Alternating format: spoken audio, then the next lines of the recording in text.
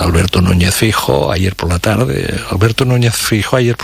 vio luz en el cabo de Finisterre, vio una luz. Dijo, cuidado, que aquí nos jugamos el tipo. Y entonces, ahí es cuando tuiteó lo de en momentos delicados necesitamos sensatez, no brutalidad. Occidente no es esto. Cuidado, no choquemos con las rocas de Finisterre, ¿no?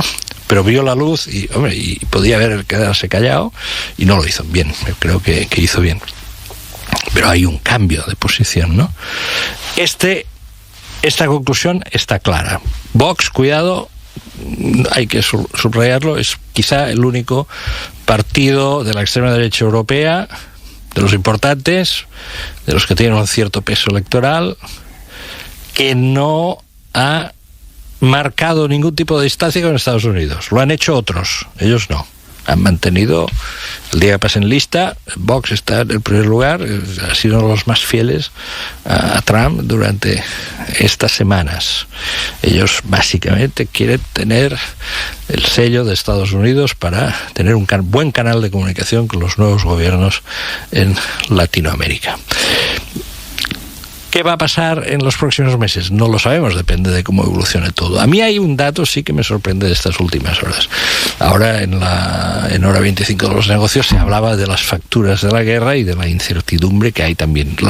No hay una respuesta todavía clara, pero los expertos, los organismos internacionales dicen que el tiempo de recuperación puede ser largo, es decir, que esto no concluye en 3 meses, ¿no?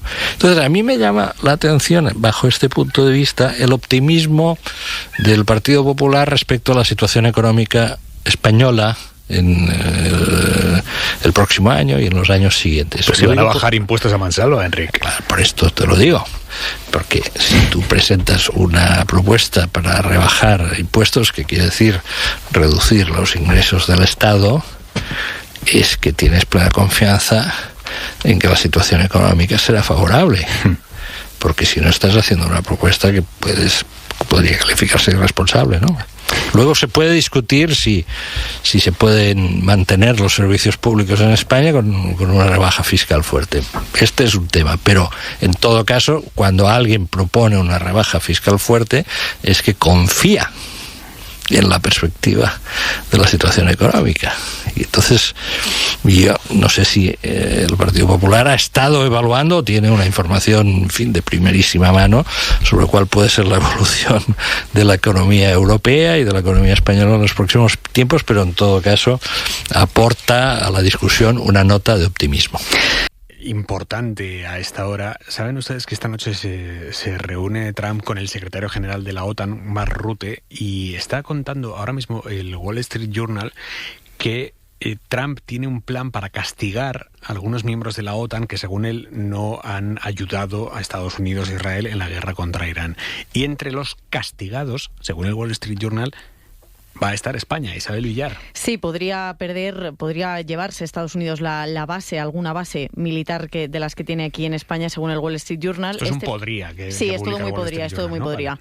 Es todo muy podría, citan 2 funcionarios de la administración estadounidense que aseguran que Estados Unidos baraja reposicionar soldados, eso en primer lugar, llevarlos de un país crítico a otro de los que ha apoyado a Estados Unidos en su guerra en Irán. Aparte de mover estos soldados, otro de los castigos podría incluir el cierre de una base estadounidense en al menos uno de los países europeos, posiblemente España o Alemania, según estos 2 funcionarios a los que el Wall Street Journal cita sin identificar. Trump, según su agenda, lo decías, está ahora reunido con el secretario general de la OTAN, con Mark Rutte. ¿Lo contempláis esto, Carlos?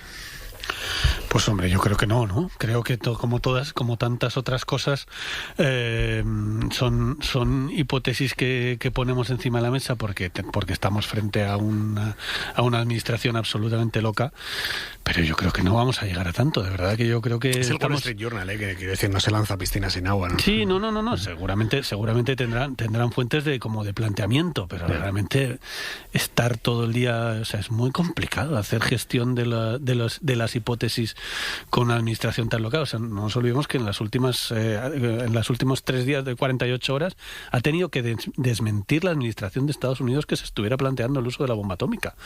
O sea, es que esto ha pasado, nos ha pasado ayer, ya parece que hace un año, pero es que esto nos ha pasado ayer, que oficialmente, después de unas declaraciones del presidente que tiene la bomba atómica, y por cierto, el único país en la historia que lo ha usado 2 veces, lo dijo de tal manera que mucha gente empezó a especular con la posibilidad de que acabara. Yo recuerdo incluso comentarios con amigos, oye, ¿va a tirar la bomba atómica en Teherán? Bueno, pues tuvieron que desmentirlo. En fin, es que realmente estamos en un nivel de hipótesis loquísimas. Ya sabéis la expresión que se está haciendo popular en Estados Unidos, en el mundo entero, que es esta de taco. Trump always chickens out. O sea, al final se acobarda y eso en primer lugar. Pero además, en segundo lugar, por lo que yo no he reparado más que en lo que nos habéis contado aquí en la emisora, pero ¿y qué problema hay? Que se van a ir unos cuantos soldados de Morón. Entonces, ¿cuál es el...? Hombre, a los bares de Morón a lo mejor no sirven chopitos a los americanos que están ahí, pero francamente tampoco hacen tanta vida. Es verdad que tampoco sale mucho, porque tienen ahí de todo. Tienen hamburguesería dentro de la base y tal, ¿no? Pero bueno, de verdad, hablando en serio, ¿tú crees que es...?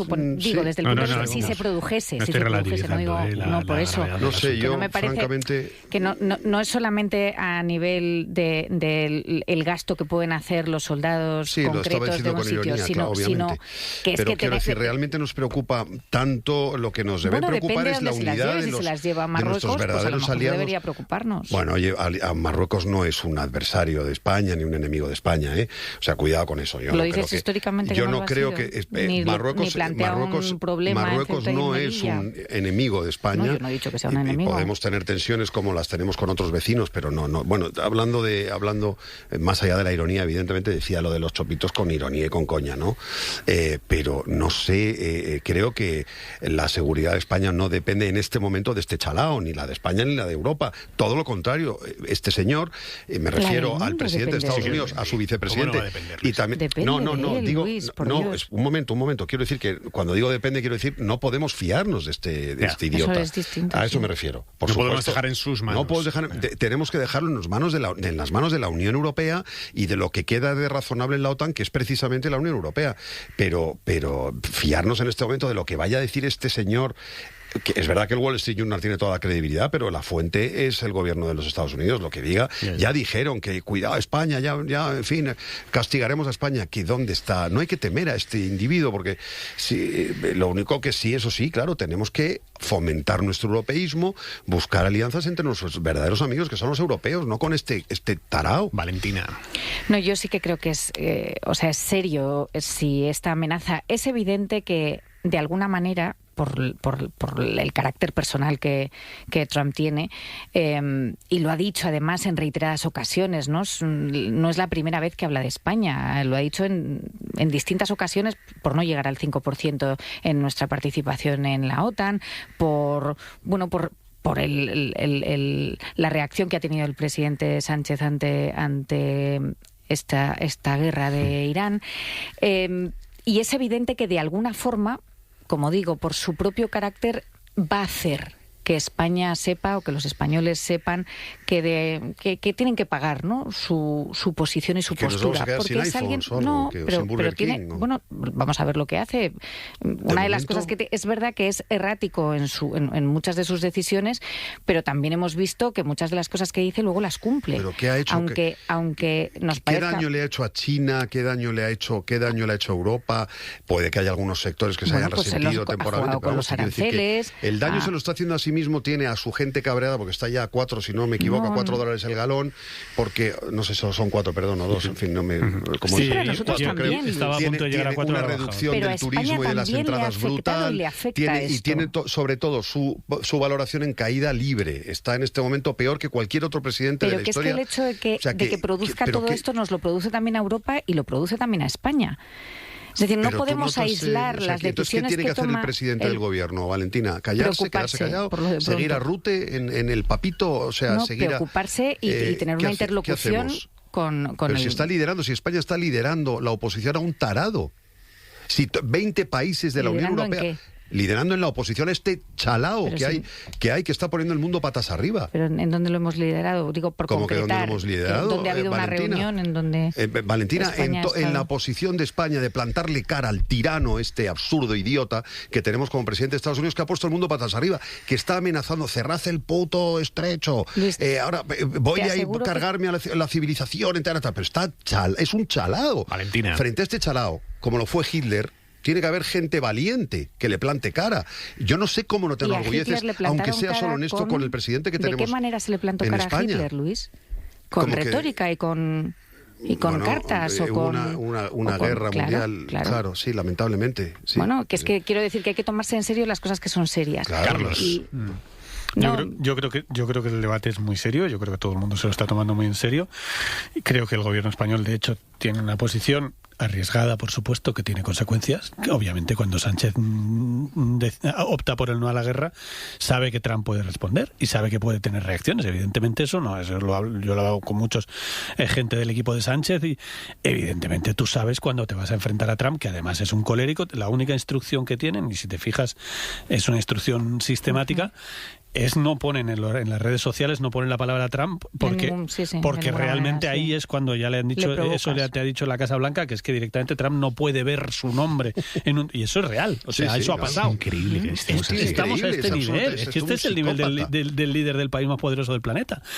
Entonces digo, lo único que hace Sánchez es si lo ve, pero evidentemente la posición de Sánchez está muy meditada, ¿no? Yo creo que es bastante seria, la puedes discutir, y porque tiene sus riesgos, pero esos riesgos están perfectamente asumidos. Yo lo que no creo, desde luego, conociendo un poco cómo funciona la toma de decisiones y conociendo un poquito cómo ha funcionado esta decisión, que es de las más importantes que ha tomado Sánchez, te garantizo que no ha sido a la ligera. Te garantizo que ha sido con todos los costes que eso pueda tener. Y esa decisión, que es desde el principio, desde hace mucho tiempo, muy consolidada, no ha sido una improvisación de Sánchez. Le puedes discutir que no te gusta y no te parece bien. Y se la discute el PP y es legítimo. Pero lo que no es una improvisación. Claro. O sea, Sánchez lleva convencido de que con Trump hay que tener una dialéctica completamente diferente a la que estaba teniendo Macron, y ahora ya no, a la que estaba teniendo Meloni, y anda ya con dudas porque la opinión pública italiana está muy cerca de la española, y en Italia Sánchez se ha convertido en un héroe no solo de la izquierda, Sánchez tiene de peticiones, de entrevistas, de medios relevantes de Francia, de Italia, de Alemania, no solo de izquierdas, como no ha tenido nunca. Porque evidentemente, te guste o no, se haya producido una reunión ficticia o no, la realidad objetiva mediática es que Sánchez se ha convertido en un referente del anti-Trump.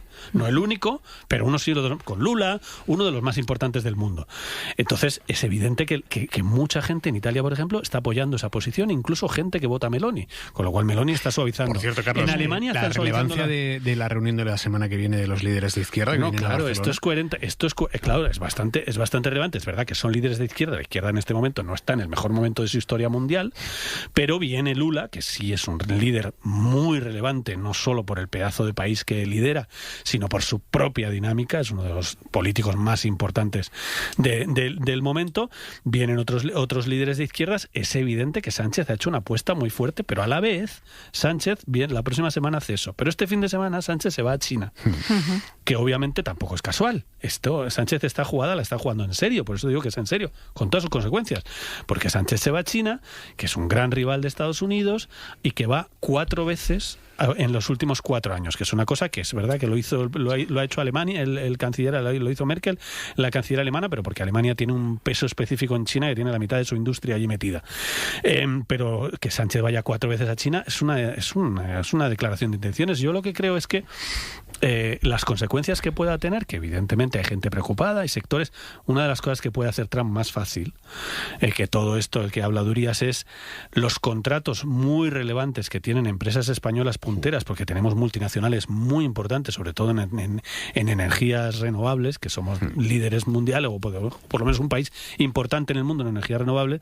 Pues hay unos contratos porque resulta que empresas españolas están haciendo grandes obras en Estados Unidos y pretenden apostar por más contratos, pues ahí te pueden hacer pupa. Obviamente, cuando un país te quiere hacer pupa, te puede hacer pupa. Valentina. El tema es que Sánchez ha decidido asumir ese riesgo porque cree que vale la pena. Si yo fíjate, ni siquiera he cuestionado que el presidente del gobierno haya tomado esta decisión, ni cuestiono que esté haciendo de líder del mundo libre anti-Trump. Vale.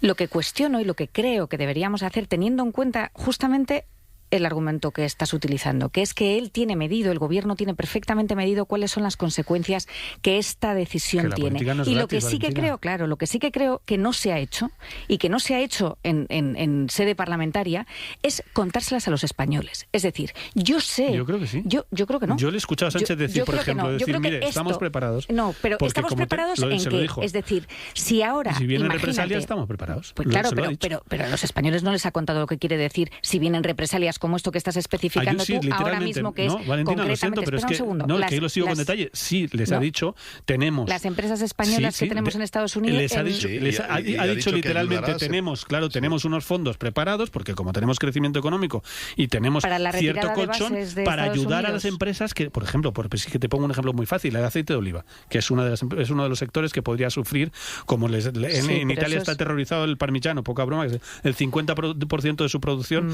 es en Estados Unidos. Una represalia, sí, porque es que en Estados Unidos se consume mucho parmigiano. Bueno, pues lo que hay es preparado, por si fuera necesario, que de momento Trump es efectivamente taco, Trump o chicken out, de momento no lo ha hecho, pero si lo hiciera, claro que hay preparación. El Ministerio de Agricultura, porque se les ha explicado y estamos hablando de esto, yo digo, las empresas de oliva, del aceite de oliva han hablado con dejadme que escuchemos nada, nos queda unos... Bueno, con respecto a la Unión Europea, en mi opinión, no tiene ninguna credibilidad. Todo lo que hacen, que bueno, es bienvenido, el gesto último también, pero son escarceos, pudiendo hacer otras cosas que no hace. Por ejemplo, podríamos imaginar que a estas alturas del conflicto con Ucrania la Unión Europea mantuviese un acuerdo preferencial con Rusia. No, sería imposible. Bueno, pues Europa sigue manteniendo un acuerdo preferencial con Israel que permite, entre otras cosas, que lleguen productos en condiciones arancelarias beneficiosas de los territorios ocupados de Cisjordania. Esta es Europa. Lo demás es mentira. O sea, que se quiten la careta de una vez por todas. Están penetrados absolutamente por sectores muy poderosos del sionismo y que no permiten que Europa camine con autonomía y con decisión y con identidad, que es lo que requiere el momento histórico. Con respecto a la OTAN, bueno, ya es de pitorreo. Primero, demuestra que el señor Trump es un desconocedor absoluto de la legislación en vigor. Por ejemplo, cuando dice, bueno, voy a cambiar los militares de un sitio a otro. Usted no puede. O sea, usted puede decir que se lleva militares de España, sí, pero ¿a dónde se los va a llevar? Porque, por ejemplo, los militares norteamericanos o estadounidenses que están en España están tasados en el acuerdo de cooperación y amistad hispano-norteamericano. Quiero decir que aquí no puede tener en España Estados Unidos los militares que quiera. No, se los puede llevar, sí. Pero imagínate que dice, me lo llevo a Alemania. Alemania dirá, mire usted, nosotros tenemos un acuerdo y el acuerdo dice esto. Eso por una parte. Después, el colmo del disparate de este señor es que desconoce hasta el propio tratado de la OTAN. La retirada de la OTAN está tasada en el artículo 13 del tratado de la OTAN, ¿no? Y además él debería de conocerlo, porque ni más ni menos que dice que cuando un Estado se quiera retirar, lo tiene que comunicar al gobierno de los Estados Unidos, y el gobierno de los Estados Unidos, en el plazo de un año, lo tiene que comunicar al resto de los países miembros de la OTAN. Es decir, el señor Trump no se lo tiene que comunicar a Rutte, se lo tiene que comunicar a sí mismo, y después, pues esto lo desconoce. Claro, algunos de los que nos están oyendo dirán, da igual, porque Estados Unidos hará lo que le dé la gana. Bueno, pues yo digo que no podemos estar en una organización en donde un tipo hace lo que le va la gana. Presidente, buenos días, señorías. Ayer se abrió un espacio de esperanza para Oriente Medio de 2 semanas y un alivio para toda la humanidad que contenía el aliento ante una guerra y una escalada a la que no debió de llegarse jamás. La posición que siempre ha defendido España, a la que se han ido sumando nuestros socios de la Unión Europea y la propia Unión Europea, la vía del alto el fuego, la vuelta a la mesa de negociaciones, se ha confirmado, tal y como decía el Gobierno de España, como la única salida a una guerra inaceptable desde el punto de vista del derecho internacional e inasumible para los ciudadanos de España, de Europa y para la inmensa mayoría de la humanidad. En las 2 próximas semanas deseamos que el alto el fuego temporal, y para eso va a trabajar la política exterior de España, se consolide como permanente y que conduzca hacia la paz definitiva. Pero la inaceptable violencia desatada ayer por Israel sobre el Líbano y los ataques que continuaron ayer mismo sobre los países del Golfo dejan claro la fragilidad de este alto el fuego. Es el momento de la diplomacia, es el momento del diálogo, es el momento de la sensatez y de trabajar para revertir una escalada que, ya lo hemos visto, desestabiliza no solo la región, sino todo el planeta. Ayer mismo hablé con mis homólogos de Pakistán, al que felicité y animé en la mediación, de Líbano, de Qatar, de Kuwait, de Bahrein, de Omán, para reafirmarles nuestro compromiso y garantizarles que España trabaja para consolidar esa vía de paz. También hablé ayer al final del día con el ministro de Asuntos Exteriores de Irán. Señorías, nos encontramos ante un contexto global impensable hace poco. Por eso, nuestra primera obligación en este momento es precisamente comprender para acertar en beneficio de los españoles y de los europeos. Estamos ante la mayor crisis del orden mundial de este siglo y la mayor crisis regional en Oriente Medio desde la Guerra del Golfo, con un potencial desestabilizador incluso mayor que aquel conflicto. Llevamos años viviendo la guerra de agresión rusa a Ucrania y sus consecuencias. La violencia sin fin en Sudán. Vemos la terrible situación humanitaria en Líbano. Presiones inaceptables sobre la Unión Europea. Hechos que no constituyen una sucesión de acontecimientos aislados, sino que están conectados, que marcan una dirección e indican un sentido. Estamos, en todos estos casos, ante el cuestionamiento de todo el sistema legal e institucional internacional que generaciones enteras hemos conseguido con mucho esfuerzo levantar. El cuestionamiento de todas las prácticas y los valores que dieron sentido a ese sistema de paz, de cooperación, que llamamos el orden internacional y sobre el que se funda el proyecto europeo. Tras el cuestionamiento de instituciones como Naciones Unidas, lo que se esconde es el rechazo a la paz como objetivo, al diálogo, al entendimiento como método, a la negociación como herramienta, a la resolución pacífica de controversias y la cooperación internacional. Tras el recurso a la guerra como herramienta política, late el rechazo a la idea misma de humanidad, de una naturaleza esencial compartida, que se traduce en los mismos derechos de cualquier pueblo y cualquier país, a la paz, a la seguridad y a la vida. Estamos ante el mayor ataque a la civilización construida desde el ideal humanista de la razón, de la paz, del entendimiento. Y la ley universal, frente al abuso del poder, la fuerza bruta y la arbitrariedad. Conviene tener esto presente en cualquier diagnóstico que hagamos. No estamos ante un cambio de orden a otro. No se está decidiendo eso en Palestina, en Irán, ni en Ucrania. Tampoco en Washington, en Moscú, en Pekín o en Bruselas. Lo que se está decidiendo es si queremos el orden de paz o el caos de la guerra, la ley o el abuso, el diálogo o el enfrentamiento permanente y sin tregua.